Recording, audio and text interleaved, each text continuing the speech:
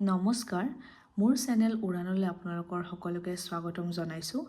আজি কেইটামান কোৱেশ্চনছ আনিছোঁ ইনক্লাইন প্লেন লাইট মিৰৰৰ ওপৰত দেৰি নকৰাকৈ ষ্টাৰ্ট কৰোঁ সো প্ৰথম কোৱেশ্চনটো হ'ল হোৱাট ইজ আ ইনক্লাইন প্লেনটো কি হয়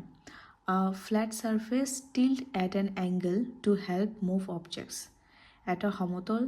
যি কিবা বস্তু সহজে ওপৰলৈ উঠাই বা নামিবলৈ সহায় কৰে তাকে আমি ইনক্লাইন প্লেন বুলি কওঁ which force acts parallel to the inclined plane component of gravitational force মাধ্যাকৰ্ষণ শক্তিৰ এটা অংশ ঠিক আছে mg sin θ ঢালযুক্ত সমতলৰ সৈতে সমান্তৰাল হয় ঠিক আছে question number 3 what reduces the effort needed on an inclined plane ইয়াৰ আনসাৰটো হ'ব increase the length of the plane কি ৰিডিউস কৰে কি কমায় সমতলৰ দৈৰ্ঘ্য বৃদ্ধি কৰিলে প্ৰয়োজনীয় শক্তি কমায় question number 4 what is the mechanical advantage of an inclined plane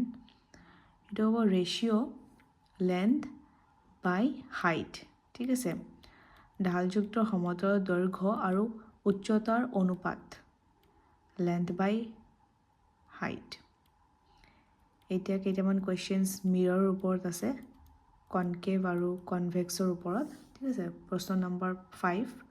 question number 5 what type of image does a concave mirror form concave mirror কেনেকুৱা ধৰণৰ ইমেজ ফৰ্ম কৰে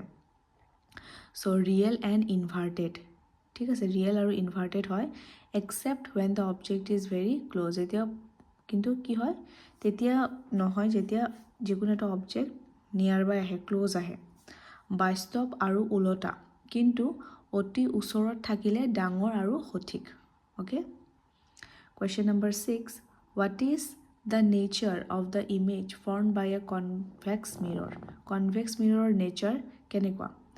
always কি থাকে always virtual হয় upright হয় আৰু smaller হয় সদায় অনুমানিত সঠিক আৰু সৰু প্ৰশ্ন number 7 question number 7 which mirror is used in car rear view mirror কাৰত যে থাকে rear view mirror হেখন কোনখন mirror হয় হেখন হয় convex mirror ঠিক আছে বহিঃঅৱতল আইনা হয় question number 8 which lens is used to correct myopia মানে যোনটো আমি ওচৰলে near sight যোনটো কয় near sightness হেতু কোনখন লেন্স কাৰেক্ট কৰে হেতু হল কনকেভ লেন্স ঠিক আছে অন্তঃঅৱতল lens question number 9 which lens is used to correct hypermetropia hyper to দূৰত far sightness ঠিক আছে হেতু হল কনভেক্স বহিঃঅৱতল লেন্স এতিয়া কেইটামান কোৱেশ্চনছ আনিছো ৰিফ্ৰেকশন লাইটৰ ওপৰত ঠিক আছে ৰিফ্ৰেকশন সো প্ৰথম কোৱেশ্চনটো হল কোৱেশ্চন নম্বৰ 10 টো হল refraction মানে কি what is refraction so bending of light when it passes from one medium to another ঠিক আছে এটা মাধ্যমৰ পৰা আন এটা মাধ্যমলৈ গলে পোহৰৰ পথ বেকা হয় হেতুক আমি refraction বুলি কওঁ question number 11 what happens when light enters a denser medium তেতিয়া কি হয় লাইটটো বেন্ড হৈ যায় normal towards normal okay পোহৰৰ সাধাৰণৰ ফালে বেকা হয় what happens when light enters a rarer medium কি হয় লাইটটো যেতিয়া rarer medium to entry কৰে enter হয় it bends away from the normal পোহৰ সাধাৰণৰ পৰা আঁতৰ হয়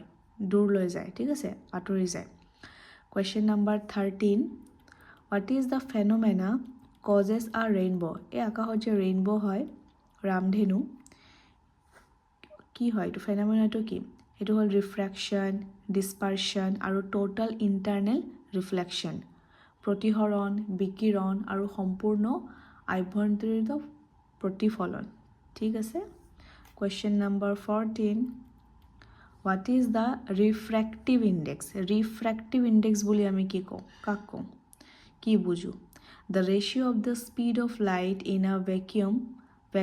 to the speed in a medium শূন্য স্থানত পোহৰৰ বেগ আৰু মাধ্যমত বেগৰ অনুপাত তাক আমি ৰিফ্ৰেক্টিভ ইনডেক্স বুলি কওঁ Question number 15 Why does a pencil appear bent in water এটা আপোনালোকে দি চাব পেন্সিলটো বেন্ড কিয় দেখা যায় appear bent in water সেইটো হ'ল due to refraction of light পোহৰৰ প্ৰতিহৰণৰ বাবে আমি পেন্সিলটো বেন্ড দেখা পাওঁ পানীত ঠিক আছে আজিৰ এইটো সেশনটো ইমান হলে আমি নেক্সট ভিডিঅ'ত পুনৰ লগ পাম ধন্যবাদ